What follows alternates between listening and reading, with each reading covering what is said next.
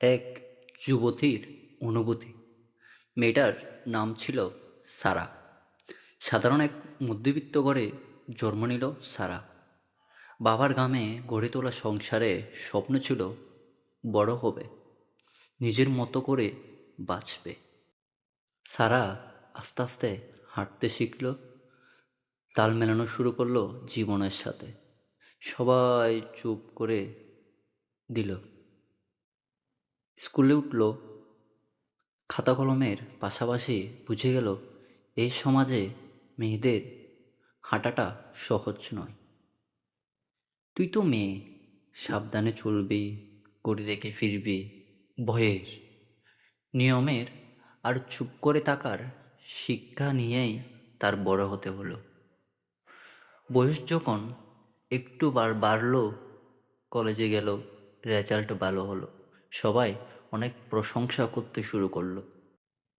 তারপর তার জীবনের সবচাইতে কঠিন সময় শুরু হতে লাগলো। কিন্তু সংসারের টানাটানি দেখে নিজেই টিউশন ধরল।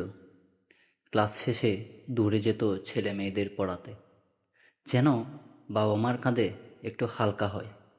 তারপর সারা প্রেমে পড়ল। ছেলেটা ভীষণ আপন, আপন হওয়ার চেষ্টাটাও ছিল সত্যি ও সৎ। কিন্তু সেই আপন মানুষটার হাত ধরে থাকা হলো না সারার। চেষ্টা কোনো দিকে কমতি ছিল না। ভালোবাসা থাকলেও সৃষ্টিকর্তা তাদেরকে এক হওয়ার রাস্তা করে দিল না। পরিবার বলল, সমাজ বলল, ভবিষ্যৎ কোথায়? মা বাবা বলল, সম্মান থাকবে তো। ভালোবাসা টেকে না, প্রেম একসময় হারিয়ে যায়। ঘর সংসার টেকে পরিবার দেখে।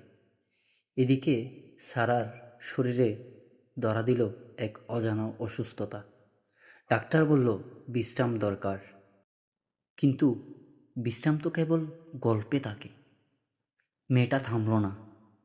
সারা তর্ক করেনি, নিজের ভালোবাসাকে ছেড়ে দিয়ে পরিবারের পছন্দ করা ছেলেকে বিয়ে করল।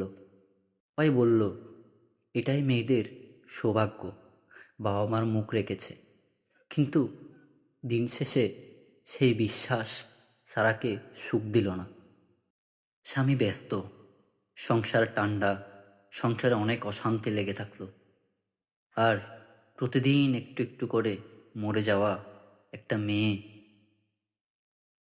বিয়ের কমাস যেতে না যেতেই সংসারে ভাঙন ধরল। স্বামী বদলে গেল, ভালোবাসা হারিয়ে গেল, আর মেয়েটা আবারও একা হয়ে গেল।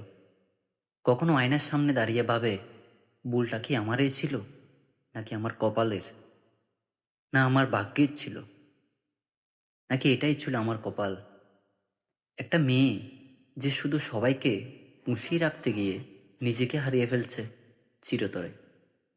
সারার মতো হাজারো মেয়ে আজও শুধু পরিবারের মুখ দেখে, সমাজের কথা শুনে নিজেকে হারিয়ে ফেলে। তবে সে বাঁচে, হাসে, কারণ সে জানে নারীর কষ্ট কখনো শোনা যায় না, বোঝা হয় শুধু শেষে এসে।